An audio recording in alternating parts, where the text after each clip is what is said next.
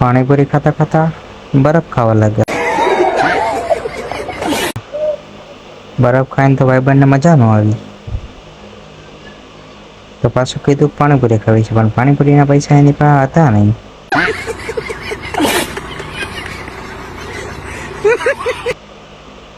મેં કીધું બરફ ખાઈને મોજ કરો.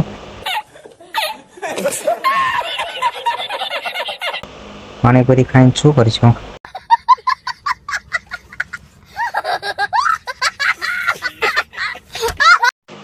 આપણે ચડી ગયા વંડીએ.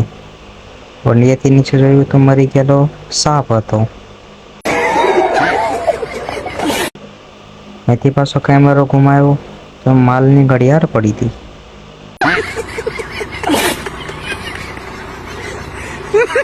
લાગે છે કોકને દગો મળી ગયો તો એના માલની ગિફ્ટ આપેલી ઘડિયાળ તોડી નાખી. મને લાગ્યું લઈ લો, પણ તૂટી ગયેલી હતી તો ન લેવાય ને.